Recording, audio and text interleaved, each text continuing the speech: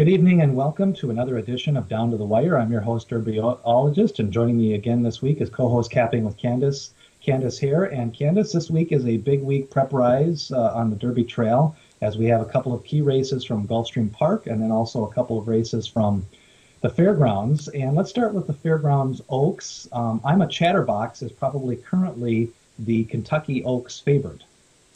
Yeah, you'd think so. She definitely has been impressive, winning both of her preps to date with two completely different running styles. It'll be interesting to see what she implements here. I think this is a race where we don't have a lot of speed and it's not a large field, so you think you'd want her to be placed forwardly, but not necessarily on the lead from a little bit of a wide post there. This might be on repeat through this entire video, but I see this race as being pretty chalky. I think I'm a Chatterbox is clearly the one to beat. I'd use her and Forever Unbridled in multiples, but I think she pretty clearly has Forever Unbridled's measure. So it would be tough for me to look at anybody else in this race, really. It's a couple of horses we've seen in preps, we've seen shook up in a few preps and just wasn't good enough. A couple bombs who just don't look to have the class of some of these, and Danette, our favorite maiden. I don't know why she's here, but she is, and she'll take money because she always does. Yeah, I think it's interesting. I'm a Chatterbox as my selection as well. But, just a couple of things. This is one of the rare cases where if you look at the past performances, she's shown versatility. She went wire to wire, and then she came from behind. She's run from the 1 hole, and she's also won from the 10 hole. She's got the fastest speed figure. Like, not very often, like, even though we pick a horse in a lot of races every single week, like, it's very rare that I look at a horse and I go, wow, she's the class, she's the speed, she's the most versatile, and she's got good breeding. Exactly. I mean, that's not something we're used to seeing. Regardless, though, it seems like when I see talk about the Kentucky Oaks, she's not one I see mentioned much. So that's a little bit interesting. I wonder if, I haven't gotten to look at any of the figs, the sheets, the thorograph and such yet. So maybe she isn't quite up to snuff there, because I'm not seeing her mentioned in many spots. But perhaps if she should get another one in this spot, it'll firmly place her as the favorite. I think she deserves it from what she's done to this point. I do think Forever Unbridled is not without hope here. Now, she had the inside trip the last time. She clearly got second. But I do think there's a little bit of upside with that pedigree. And, I would think I'm a Chatterbox would have to regress a little bit. But I do think the margin will probably be less this time. Although I'm a Chatterbox came back with 2 nice works, and Forever Unbridled has a couple of nice works. So I just think between the two of them in your multi-race wagers, like this is not the race to take the all button, I don't think. It's not. Those are the two I would definitely take in any kind of multiple race sequences. I agree that I think Forever Unbridled should close the gap a little bit. I mean, it's possible I'm a Chatterbox could regress. She's obviously ran 2 big races now in a row, so you always want to see how she'd handle that third one. One interesting thing, though, and I mentioned it last time we covered this group in their previous prep, is that Forever Unbridled, when we look at her pedigree, and this was the same as with her full sister Unbridled Forever, we tend to see that lemon drop kid and think, oh wow, she wants to stay, she wants to go further and further in distance, but Unbridled Forever, her full sister, never won past a mile. So she's one of these types, she was one of those types that she was kind of always in the mix, but didn't seem to really improve with distance. So I think it's interesting to see how Forever Unbridled handles this. To this point, I think she's ran an awful lot like her sister, kind of always in the hunt, but maybe always finds one a little bit too good. Well, I do think, those two would, if they run 1-2 or 1-3 in whatever order, I think, those are definitely probably two of the Kentucky Oaks starters. Now, in the Louisiana Derby, we've got kind of a similar situation. The horse that's won both preps is International Star, and he's taken on his nemesis, War Story. Now, the one thing I've noticed in both of those races is International Star's got the rail both times, the last 2 times, and War Story's been on the outside. How do you kind of see this race shaping up? I think War Story is one of these horses that he does his best running on the outside. So he's not one who, for people who look at Trackus and say, oh, he's lost so much ground, he's not one who I would expect to all of a sudden get an inside trip, especially in this sort of a race. There is a little bit of speed to his inside. Mr. Z, maybe he won't quite go as hard out front without blinkers, but he does tend to be forwardly placed. DeFondo likes to be on the lead. Stanford tends to go forward as well, so I think it would be tough for War Story to kind of find the rail with so much speed drawn to his outside. But like I said, I think he's one of these that he likes to be out in the clear anyway, so I don't think he would necessarily improve with an inside trip. As always, the key to his races are getting himself out of the gate. That is where he tends to struggle. I think a few times he's gotten some nice paces to close into that's aided him, but I don't think he's going to get that this time around. There's not a lot of speed here. I think the main speed comes from St. Joe Bay, who went forward in the previous prep, and might be kind of a horse to use for a little bit of value here. I thought he ran nicely there, finishing fourth after, really being pressed all the way around the track when he was on the lead. So, a similar type spot here, but maybe with a little bit less pace pressure, he can hang on and tough it out and hit the board at what I think will be a pretty good price. And for people who are kind of like that California form, of course, he finished second to Prospect Park in an allowance race at Santa Anita 2 back. So he has some ties to some pretty strong form. My top choice in here is going to be Mr. Z. Picked him a few times now. They finally said blinkers off, which I'm very happy about. I thought in the Southwest, he had to be ridden aggressively because he had drawn the outside, but I thought when he got the lead, he was a little over aggressive, was pulling a bit for about 20 to 30 seconds.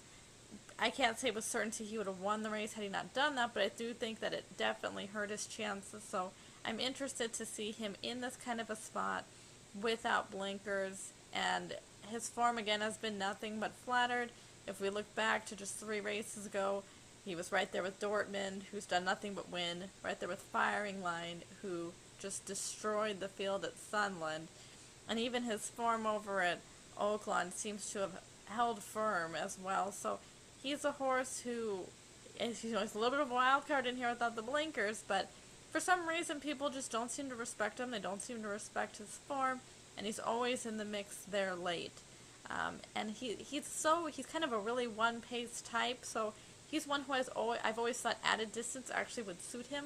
He stays on in races. He just doesn't really have that exploding turn of foot that some of these others like Far Right has. So I tend to think that he's going to stay on through these longer races, and if he gets a little bit of a setup, can be there at the end. So I like Mr. Z to win, but I would say St. Joe's Bay is a horse I will definitely be using underneath in exactas and trifectas. I think he'll offer some value in this sort of spot.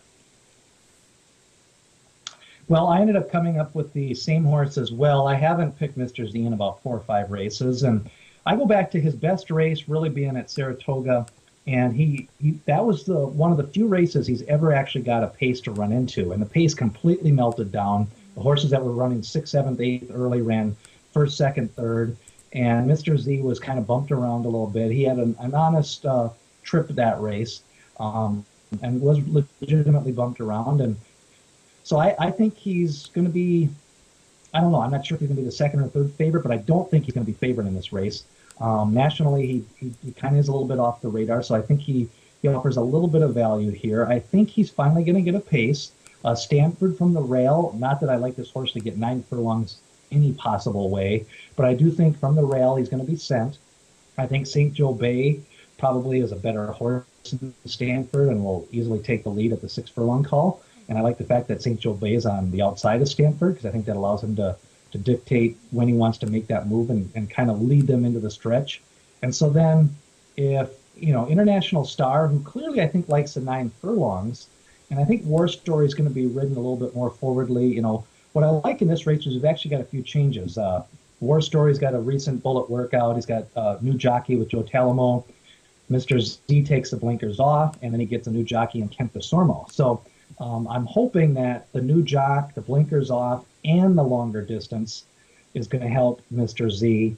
but I can't fault International Star at all because he's won out of the 10 hole and the one hole, and he's worked out good trips. So, I mean, if anything, International Star is going to be in the scrum at some point in this race.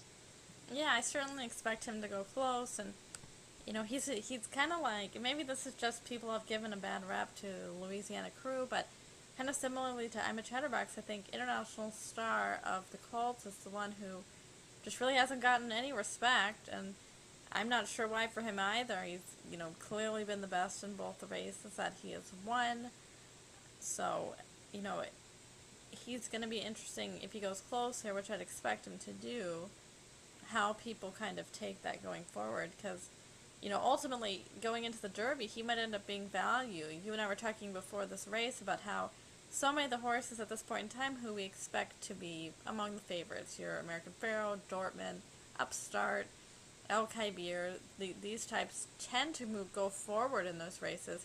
International Star is kind of the one from this bunch who've been winning, who can lay pretty far off of the pace, which you usually want to see in a Kentucky Derby, where you tend to get some pretty decently contested paces up front.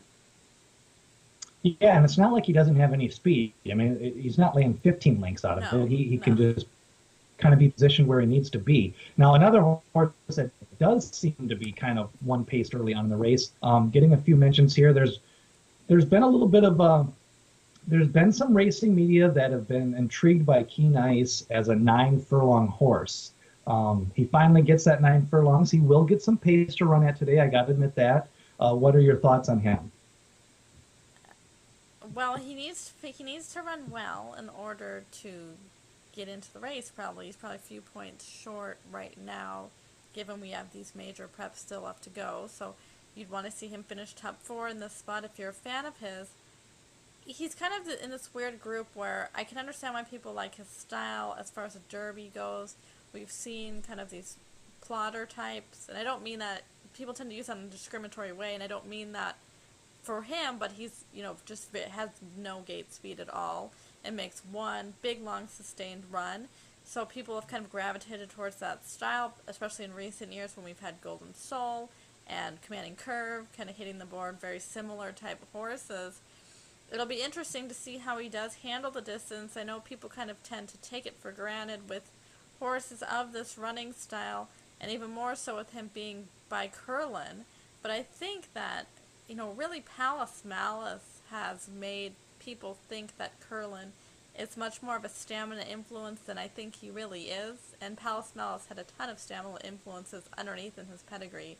I think he was kind of like how Tonalist is for Tappet, kind of the anomaly of his crop so far. So I want to see if Keen Ice even handles the distance.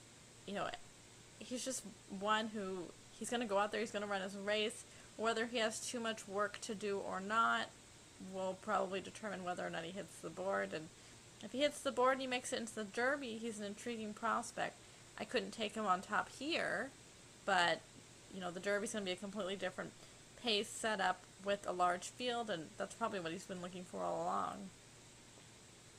Yeah, I mean, overall, Keen Ice to me, I'm just not sure he's really a grade one type winning horse.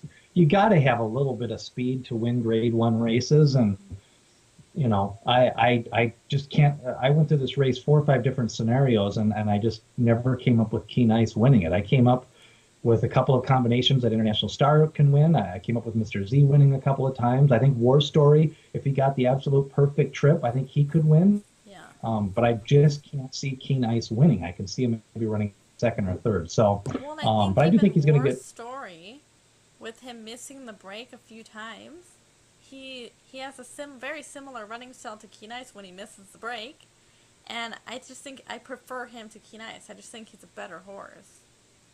So yeah, I think that's where some of the mix up. St. Joe Bay is interesting just because I think he's a little bit of class with that speed. He's not just a front runner. I mean, he can sit second. So if Stanford wants to get ridiculous on the front end, I think that actually would help Joe Bay Yeah. because then he could make that move from the 4 furlong to the 6 furlong mark rather than try to lead him all the way around. So I think St. Joe Bay is kind of a good form guide in this race to see how the race ends up at the end. Let's go over to Gulfstream, and we've got 2 preps over there, the Gulfstream Park Oaks and the Florida Derby. And similar to Louisiana, we've kind of got the same group of horses. Let's start off with the Gulfstream Park Oaks. It's a lot of the same horses. A couple interesting additions. Maybe the most interesting being Divine Ida, who comes in here on a pretty solid winning streak. Yes, that most recent run was over sloppy, might be an understatement sort of a track, but she's won several races before that, both on turf and on dirt. Her pedigree, I think, definitely suggests she should be able to handle the dirt. And what I like about her is that they've said right after she won the prep at Gulfstream, they said we're going to the Gulfstream Park Oaks. So this has absolutely been the plan for her for quite some time now. I like her in this spot. I think she's going to run well. I expect her to hit the board. But it's really hard for me not to just take a Cuddy's Phaeton in here again. She's running against the same horses she did last time. And I really expect her to kind of float up the torque board a bit. I think people really have taken to Bird at the Wire, and I think she's going to take a fair bit of money for him in this spot. And Akati's Phaeton, it doesn't seem like her last one really impressed people.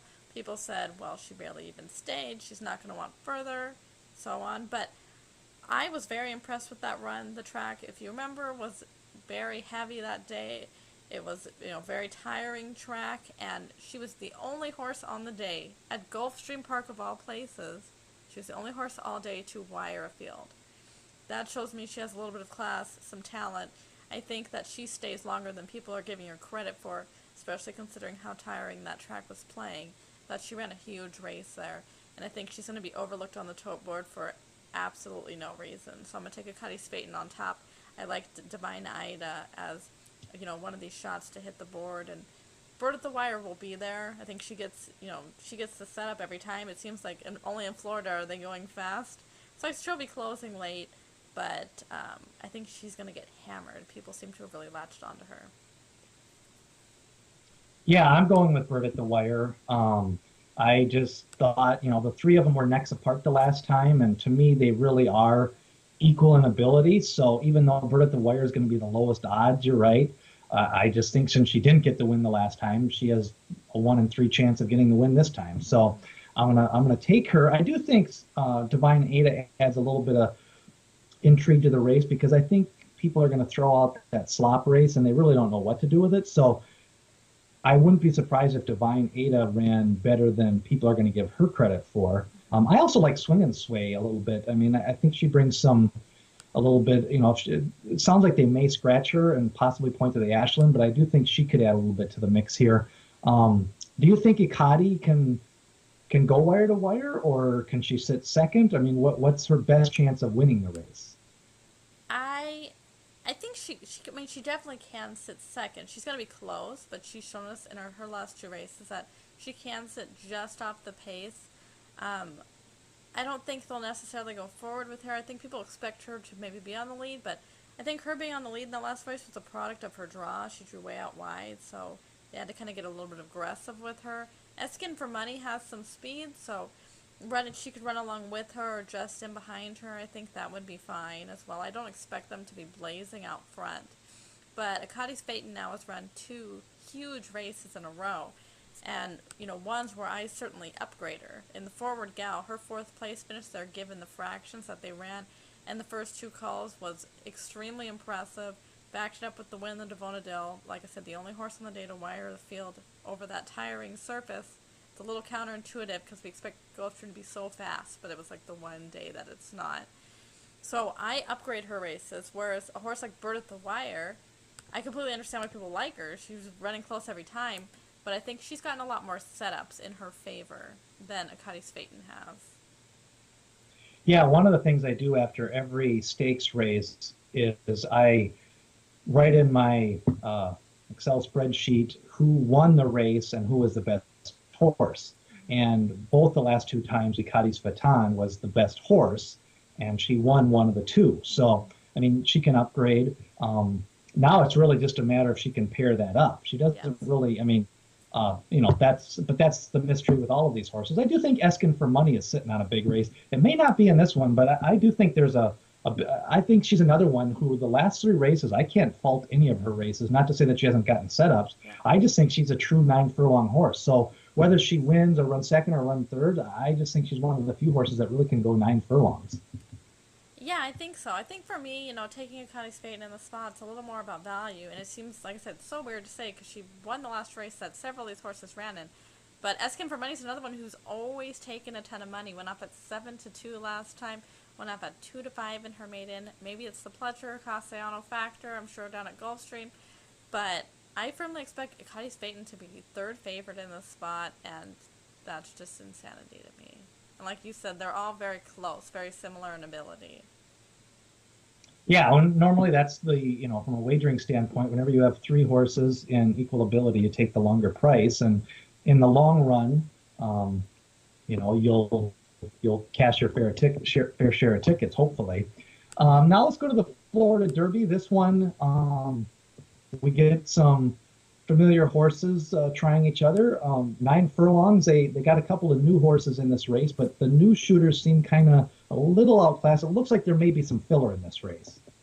I would say And I'm so. talking about Deca. Oh my goodness. Yeah, I mean, I would say that. I'd say of the new shooters that there's definitely little to get excited about. None of them really, I think, have shown what I would be looking for in these sorts of a race. Perhaps maybe the most interesting of all of them is My Point Exactly, who is coming in here off a long break, possibly had some issues, but broke his maiden with style as a 2-year-old at Gulfstream by over 10 lengths, backed it up with a win on the turf. So seems to be kind of a versatile sort, and should, if he runs to the running style he ran with back then as a 2-year-old, perhaps we'll get some, be in the right spot in this race. I don't see a lot of speed in here, and he's, typically about 2 lengths off the pace. I think that's a pretty nice spot, but, a place chance at best for a horse like that, I would say. I can't go against Upstart here. He looks like he's absolutely going to get the run of the race.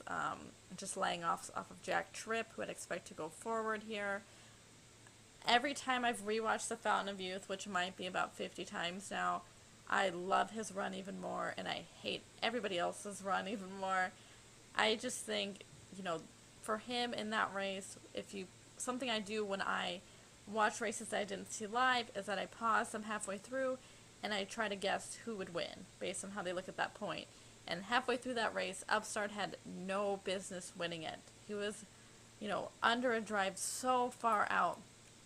And so for him to put in such a long, sustained run over, again, this was the Fountain of Youth Day, was the same day as I was just talking about with the Cuddy Spayton, where the track was so tiring. I thought Upstart ran his absolute worst race you could ever expect from him, and he still won. So I'd be hard-pressed to find anyone in here, I think, who could reverse that form with him. I mean, obviously, when he got disqualified, It's a Knockout was, declared the winner, having crossed the line second, but he was clearly beaten in that race. I would, easily prefer Upstart to him. Yeah, I hate to say it, but I'm going with Upstart as well. We'll talk about the form of these races in a moment here, but I agree with many of those same things. That of his 7-race career, that was the worst start of Upstart's career, and he still won by 2 lengths, even though he was disqualified. The track was funky that day. That can't not be denied. I mean, you just can't try to pretend like that was a normal surface. I do truly believe he was a little undertrained for that race, Yes. and then that with a tiring surface made it even doubly hard on him. But I mean, ever since early January, the clockers have just raved about Upstart, and they continue. Like 2 weeks ago, when he had a 113 workout and galloped out in 126, they just raved about it. Every photo you see online just shows a healthy horse. As you move further to these big races, the horses that continue to win them are the horses that never have any setbacks. And so far, Upstart hasn't had any setbacks. I think he's the fastest horse. I do think he's got it. I mean, I love that touch gold breeding. Everything about the race record of his pedigree kind of says he's a little light on it. But if you just look at it on paper and look at his build, he looks a little bit like a router. So I think he can definitely get 9 furlongs. It's a Knockout, I think, still with only 3 lifetime races, does have a little bit of improvement in with him. So I think he's clearly better than Materiality. Materiality, one of the reasons I don't like about him is that whenever a Pletcher horse runs a huge race. For Todd Pletcher, wheeling him back on 3 weeks is awfully short, and I think he's going to regress here in the spot. Yeah, I agree, but I'm glad you brought up the point about Upstart that you think he was purposely undertrained, which is kind of what's been going around ever since his last race, and I agree with that. And for me, well, if I said right now who would be my Kentucky Derby choice right now, it would be Upstart, and that would be a big, big reason why. Because essentially, if he was undertrained into that race, he regressed, and it's almost like he's starting a new form cycle now. And even though he hasn't had a break, he would essentially be going into the Derby third start off the layoff, even though it wasn't exactly a layoff. But I expect him to move forward from that race here, but not necessarily run to his peak performance. But I really, really like him in the spot. I like him as a horse. I agree. There was video of him schooling today at Gulfstream. He looked phenomenal, as he always does. Never had any setbacks, like you said. And I would just be really hard pressed to find anyone to beat him. And I think at the end of the day, maybe not so much from this race, but for the Phillies race in particular, it seems like a lot of people aren't mentioning that Gulfstream, like you said, it was really funky that day, that it was such a tiring surface, and people, have it ingrained in their mind that Gulfstream Park favors speed, and so they're downgrading the performance of so many of these horses who were on the front end or near the speed because they think Gulfstream favors speed when in fact it really didn't that day, maybe less so than I've ever seen. One of the things we wanted to talk about this show was, it's very rare that we go through four stakes races like this, and I literally, I think, picked four straight favorites. You picked maybe three or four straight favorites. I mean, we're not even considering long shots. It's a little unusual. What is going on with this year's crop, and why is all the winners keep on repeating? I think we've had a few things. I think among the best horses from the start of the year, we've had very few injuries so far. Maybe Texas Red being the main one, but the other winners have missed very little, if any, kind of training time. I also think there's a clear division at this point. We haven't seen anybody step up. We've seen clear winners time and time again, and the second, third place finishers often aren't even close. I mean, he's not running in this race, Fermento, but if you remember, Fermento ran third in the race before this in the prep behind Upstart, and it's a knockout. And had he been in here, I wouldn't even be able to consider him to improve to the top two because he was so far back behind them. And that's what we're seeing in some of these races, like maybe two horses running close to each other, but it's been very rare that we've even had third place close at all. So it just seems like there's a very clear divide right now between 4 or 5 horses who are just far and away the best, and it's pretty unusual to see, but it makes for a really nice Kentucky Derby should they all stay healthy, because you're going to have those horses taking a lot of money, and it's going to be one of these things, maybe you key one of them on top of your exactos, your tries, and put in a couple bombs underneath and hope something happens. I mean, you're naturally going to get some overlays with horses who finish second or third in these preps because the winners keep repeating. One of the things I wanted to bring up with the form holding is I've noticed this year, specifically from the last 2 or 3 years, we have no cheap speeds this year. The only prep race we had a fast pace, it was a pace meltdown. Breeders' Cup, 7 horses went to a 45 3/2, 109 and change for 6 furlongs, and they completely melted down. We haven't had any. I mean, Bluegrass Singer did his thing once. Otherwise, he wasn't. He really wasn't cheap speed. Like normally, you have these 6 furlong horses stretching out constantly, and so I think what's happening is we're seeing softer paces, and we've got versatile enough horses. They're winning, and they're not draining themselves. Like they're winning in hand, so they can just turn right around and come back and win again. Yeah, that's true. I mean, other than, like you said, the Breeders' Cup Juvenile, maybe you could say Class and El Cabir. I mean, they weren't necessarily going fast, but bobbing heads all the way around the track. Other than those two instances, we haven't really seen any sorts of meltdowns or horses flying from way off the pace to win these races. And again, it makes the Derby, I think, more interesting because we're so used to having the Derby have very solid fractions early on with having such a big field, and most of the favorites for the race would be horses who are going to go forward. Dortmund would go forward, American Pharoah, Carpe Diem would go forward, Upstart would go forward. So it's going to be interesting because those are usually the types that many of us don't like because we just expect the Derby to have, decent pace set up. So it'll be interesting to see if maybe we see some tactical changes with some of these horses, seeing them try to lay back a little bit more in these final preps, especially horses who are already essentially in the Derby points wise, who don't need to win these 100 points to get in the race. We'll just have to see what happens going forward.